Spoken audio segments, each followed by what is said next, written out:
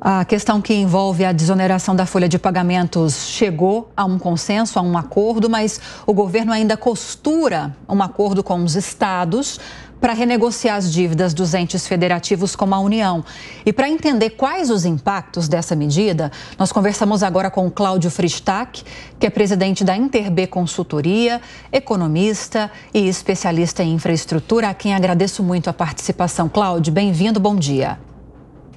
Bom dia a você, a todos que nos veem e ouvem, né? Nós temos uma proposta que segue tramitando, Cláudio, que trata, dentre várias questões, da federalização de ativos, o que pode até levar à doação, digamos assim, entre aspas, para a união de empresas estatais e estaduais. E temos também a possibilidade de abatimento das dívidas por meio de investimentos dos estados em saúde e educação. Mas não há consenso entre os governadores. A gente trouxe recentemente uma reportagem mostrando que há muitos, principalmente de estados do Norte e do Nordeste, que temem acabar sendo prejudicados com essa medida. Qual seria, na sua opinião, um acordo viável nessas condições? Bem, vamos lá, acho que nós temos que começar pelo início, né, no sentido de que o cobertor é muito curto. O cobertor de recursos, cobertor do orçamento, de modo geral, mas isso é uma coisa anual, mas de modo geral o cobertor dos recursos mobilizados pelos governos, pelo governo central, pelos governos estaduais, é tudo muito curto. Então, uma proposta dessa natureza, na realidade, vai cair na cabeça, por assim dizer, da União, ou seja, em particular do governo federal. A proposta de renegociar as dívidas não é nova, já teve várias renegociações, e, na realidade, é o que você tem o que nós chamamos, né, de um risco moral muito grande. Em que sentido?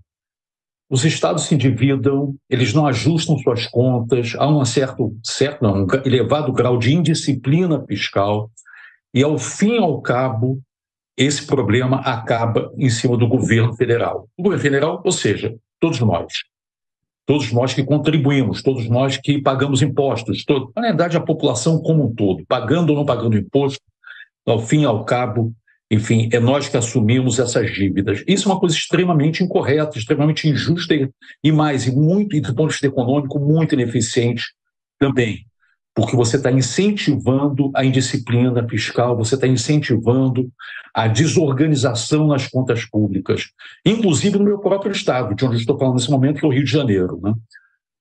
Os cálculos que estão, enfim, sendo feitos nesse momento sugerem que você vai ter um subsídio implícito da União a favor desses estados mais endividados, Minas Gerais, Rio de Janeiro, Rio Grande do Sul, Goiás e outros, é algo entre 50 e 60 bilhões de reais anualmente. E é o seguinte, onde é que estão esses recursos? De onde é que virão esses recursos?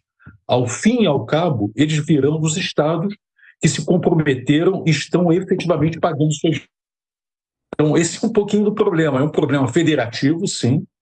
É um problema de enorme assimetria entre os estados que se comprometem a pagar, que têm um certo grau de disciplina fiscal, e aqueles que são menos disciplinados.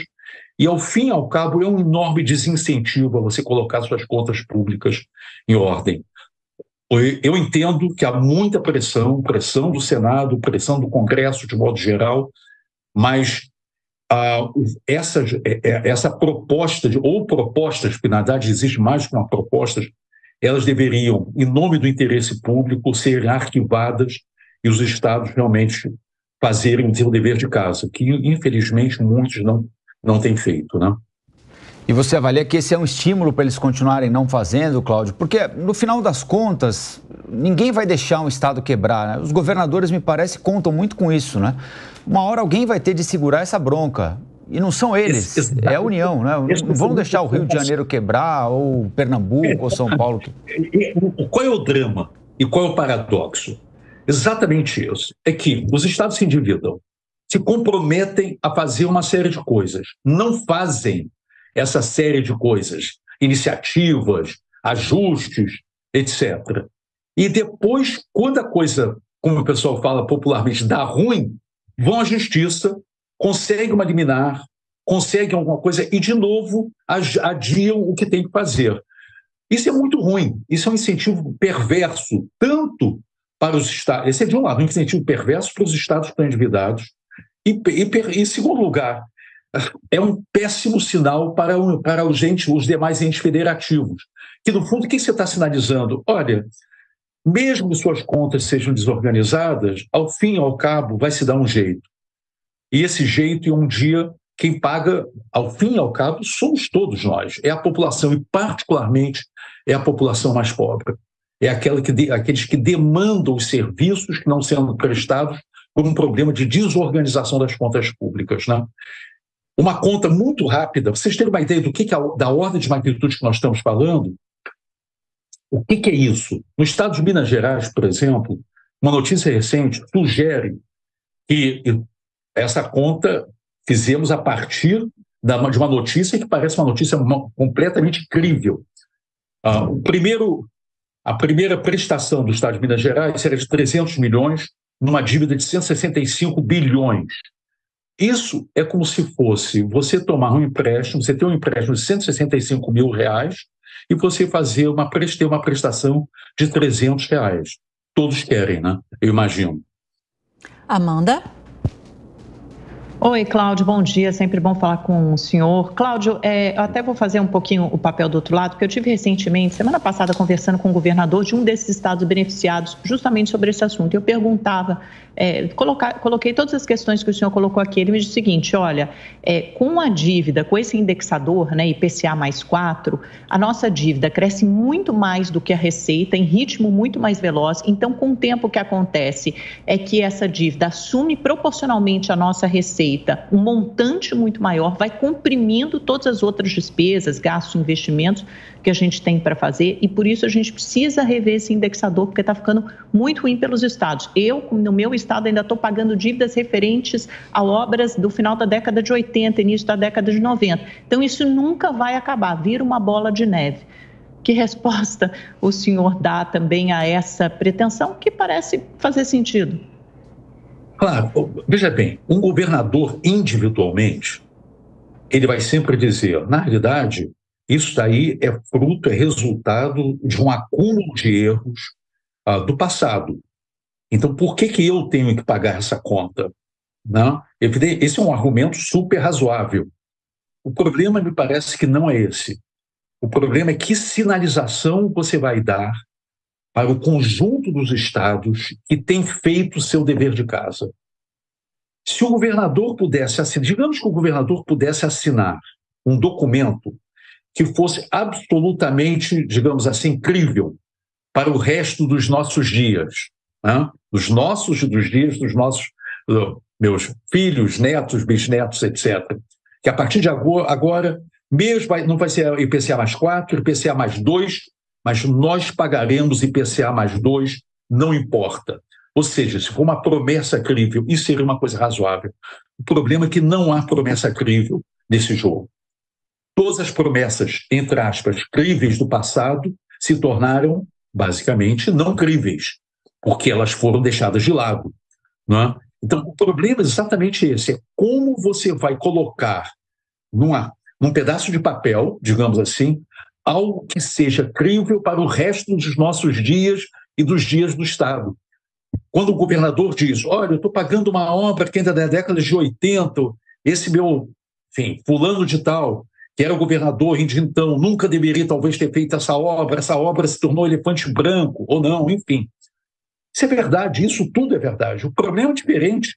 O problema é o que nos garante que uma redução do indexador hoje vai perdurar para os próximos 50, 30, 40, 50 anos que nós vamos ter que receber, nós que eu digo é a União, que somos todos nós, dos estados, e nada garante. A lei de responsabilidade fiscal, que é uma lei fundamental, uma lei do ano 2000, até agora, progressivamente, ela foi comida do lado, digamos assim. Ela foi enfraquecida, ela foi fragilizada. Enfim, então, essa é uma legislação que supostamente está em vigor. Enfim, nós temos aqui uma herança no nosso país, infelizmente, isso não depende do governo A, B ou C, é um pouco da cultura, digamos assim, que nós temos que mudar. É uma cultura da irresponsabilidade fiscal. é uma cultura da desorganização das contas públicas e que é aceito, em última análise, pela sociedade. Porque o governador sempre pode ir, olha, meus eleitores ou meus cidadãos, se eu não fizer isso, eu não vou conseguir prestar os serviços. E as pessoas olham e pensam, bem, tá ok, é verdade isso. Até quando isso vai perdurar? E nesse processo, o país se torna mais frágil, o país não consegue superar a chamada armadilha da renda média, nós estamos sempre nesse status quo, no equilíbrio de má qualidade, como nós economistas gostamos de falar. Cláudio, bom dia. Cláudio, seria, na sua visão, razoável eventualmente se vincular uma diminuição no indexador com um determinado compromisso de reforma do Estado, de reorganização da estrutura do Estado, de cada uma dessas unidades federativas? Desde incrível, seria absolutamente razoável. Muitos desses estados, inclusive o meu próprio, quer dizer, não estou falando de um estado A ou B, mas muitos desses estados têm uma máquina inchada, digamos assim. Obviamente sempre tem servidores excelentes, pessoas dedicadas, mas infelizmente nós também temos uma tradição de indicações políticas, enfim, de pessoas que estão lá, pouco fazem, enfim, você tem uma estrutura muito pesada e muito cara, seja no judiciário, seja no legislativo e também, certamente, no executivo. A reforma do Estado é essencial. O problema é quem é que se dispõe a fazer, executar, assinar embaixo. Se for algo crível, faz todo sentido. O Estado precisa melhorar, não só em termos da qualidade dos serviços, a qualidade dos seus investimentos, muitos dos quais acabam sendo abandonados, enfim, jogados pelo caminho, mas de modo mais geral, esses estados têm que ser modernizados. Eles não estão. Muitos nossos estados ainda vivem de uma outra época. Sim, isso seria algo que seria razoável, né? Mas, de novo, existe uma questão de credibilidade. E essa é a questão essencial. Quem assina se está fazendo um compromisso crível ou apenas algo para resolver um problema momentâneo nos próximos 1, 2, 3 anos, ou pelo menos até a eleição, né? Queria agradecer a participação do Cláudio Fristach, presidente da Interb Consultoria, economista e especialista em infraestrutura, analisando essa tentativa, né, Cláudio, de se chegar a um acordo, governo, governadores, a respeito da renegociação das dívidas dos estados. Muito obrigada pela participação, uma ótima semana a você, bom dia. Para todos vocês também, prazer.